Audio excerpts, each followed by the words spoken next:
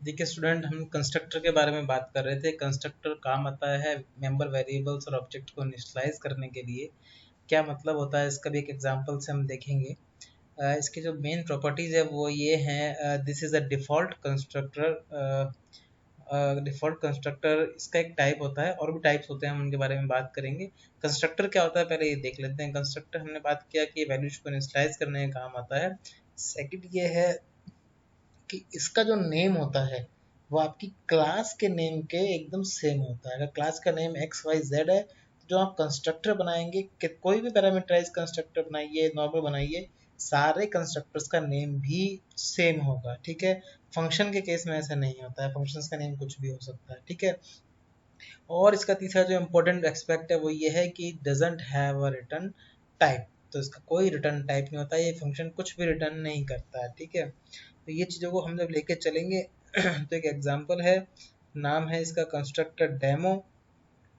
इसमें आपने नम और सी एच नाम से दो वेरिएबल ले लिए हैं। कैरेक्टर टाइप है, एक इंटीजर टाइप है। आपने एक, अब देखिए ये फंक्शन बनाया है, इसका सेम नेम है क्लास का नाम भी कंस्ट्रक्टर डेमो है, और आपके फंक्शन का नाम भी कंस्ट्रक्टर डेमो है। ये क्या करता है, जब भी आपका कोई ऑब्जेक्ट बनता है तो ये नंबर को 100 से और सी एच को ए से रिप्लेस कर, मतलब इनिशलाइज कर देता है। ठीक है। अब मेन फंक्शन बनेगा और मेन फंक्शन जब बन जाता है तो उसको ये इनिशियलाइजेशन के काम में लेता है। ठीक है। देखिए ये आपने ऑब्जेक्ट बनाया कंस्ट्रक्टर डेमो ओबीजे। अब इसको आप कोई भी नाम दे सकते हैं, आप ऑब्जेक्ट बना रहे हो तो इसको नाम मैंने दे दिया ओबीजे। क्लास का ऑब्जेक्ट इसी तरीके से बनाते हैं, राइट।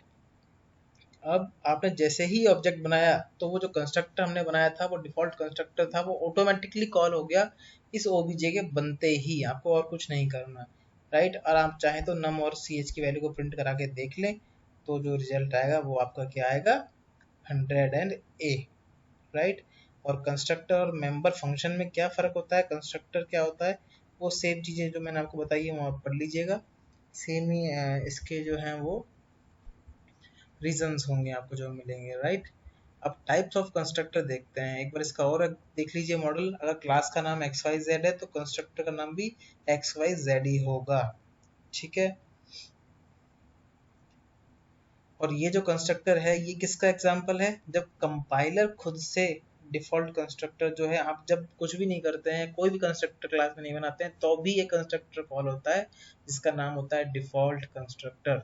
और ये वही डिफॉल्ट कंस्ट्रक्टर है, राइट। उसका स्ट्रक्चर ये रहता है, क्लास के नेम से होता है, बस इसके अंदर एम्प्टी कोड होता है, कुछ भी कोड नहीं होता है इसमें। ठीक है।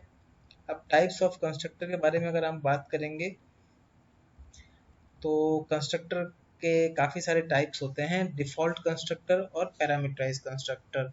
ठीक है। पैरामीटराइज्ड कंस्ट्रक्टर में भी बहुत सारे टाइप्स होते हैं। ठीक है।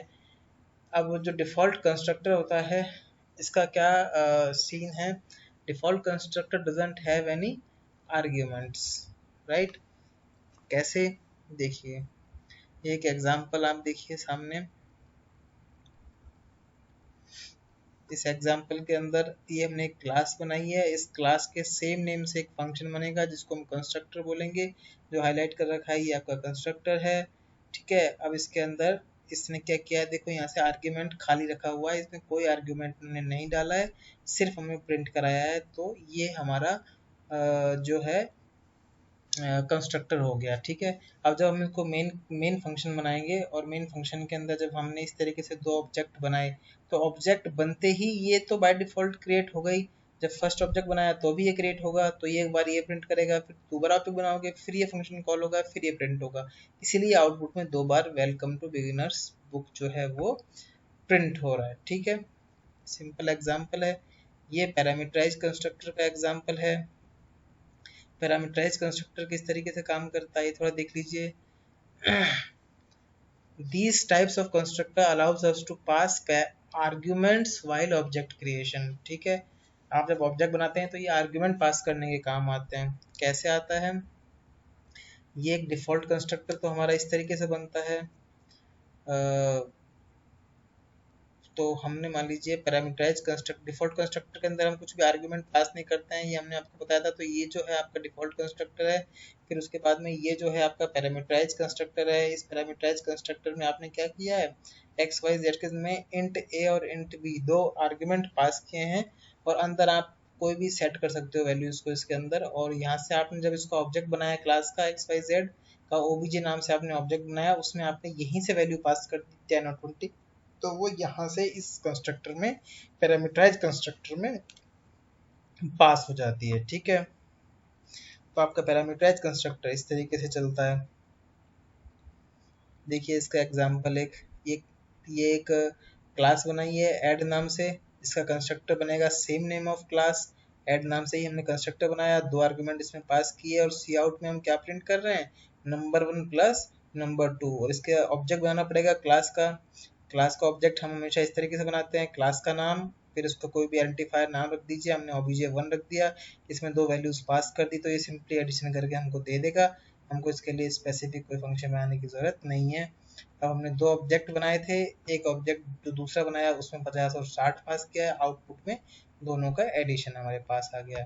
तो कंस्ट्रक्टर अपने आप में क्या हुआ, एक ऐसा आप इसको बोल सकते हैं function, special type of function जो रिटर्न टाइप नहीं रखता है, और ये ऑब्जेक्ट के और मेंबर वेरिएबल्स के इनिशियलाइजेशन के काम में आता है। ठीक है, तो ये जो है कंस्ट्रक्टर है। और भी टाइप के कंस्ट्रक्टर होते हैं इसके अलावा, जैसे मैं बात करूं तो आपका हो गया कॉपी कंस्ट्रक्टर।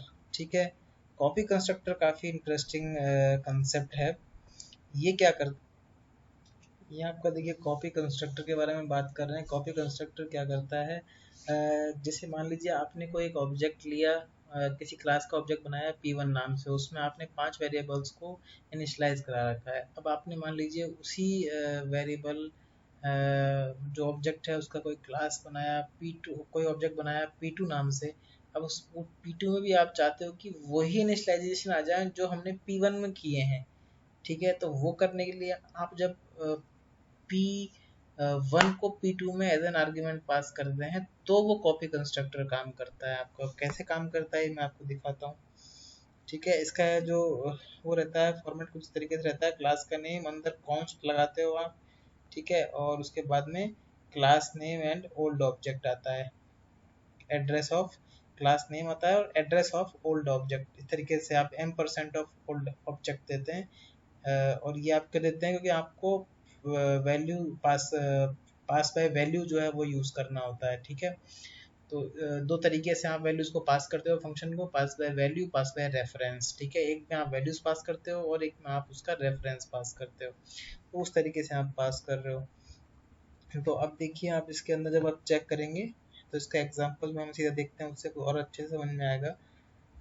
देखिए ये इसका एग्जांपल है, इसमें क्लास है पॉइंट नाम से, और इसमें पॉइंट नाम से एक कंस्ट्रक्टर बनाया हुआ है जो एक्स और वाई को 0 से इनिशियलाइज कर रहा है। ये आपका डिफॉल्ट कंस्ट्रक्टर हो गया, या इसको आप नो आर्ग्यूमेंट कंस्ट्रक्टर बोलेंगे। अब उसके बाद में एक और कंस्ट्रक्टर आ गया जो दो आर्ग्यूमेंट लेता है, एक्स को ए और वाई को बी से इनिशियलाइज करवाता है। तीसरा एक कंस्ट्रक्टर हमने बनाया है इस तरीके से जो एड्रेस ऑफ आई रिसीव करता है, मतलब जो हम नीचे से अगर कॉपी कंस्ट्रक्टर बनाएंगे तो वो इस तरीके से x equals to i dot x और y equals to i dot y आपका इनिशियलाइज करवाएगा। और ये कौन से x और y होंगे, जिस ऑब्जेक्ट का हमको एज इट इज इनिशियलाइजेशन करवाना है इस ऑब्जेक्ट में। फिर यहाँ हम डिस्प्ले कर रहे हैं तो इस फंक्शन को कॉल करेंगे तो एक्स और वाई की वैल्यूज को प्रिंट करेगा। मेन फंक्शन स्टार्ट हुआ हमारा, हमने पॉइंट P1 लिया और उसमें दो आर्ग्यूमेंट पास कर दिए, तो हमारा कौन सा आर्ग्यूमेंट वाला, दो टू आर्ग्यूमेंट वाला जो कंस्ट्रक्टर है वो कॉल होगा। फिर हमने पॉइंट P2 नाम से एक ऑब्जेक्ट बनाया और उसमें हमने 5 और 10 पास किए। अब हमने एक पॉइंट P3 बनाया, इसमें हमने देखिए P2 को पास किया, ना कि कोई आर्ग्यूमेंट पास किया।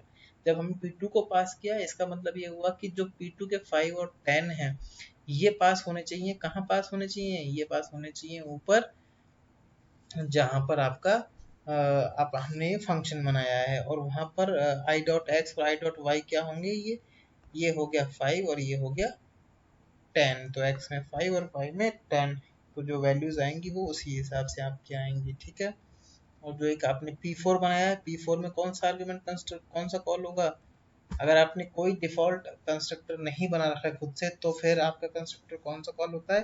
जो कंपाइलर करता है। अदरवाइज आपका कौन सा कंस्ट्रक्टर कॉल होगा? जो आपने बनाया है। ठीक है, तो इस तरीके से फिर आप जो है p1 dot display, p2 dot display, p3 dot display और p4 डॉट डिस्प्ले कर सकते हो, और आपका जो है वो प्रोग्राम जो है वो रन कर जाएगा और वैल्यूज उस तरीके से इनिशियलाइज हो जाएंगे। ठीक है, बाकी हम नेक्स्ट वीडियो में देखेंगे।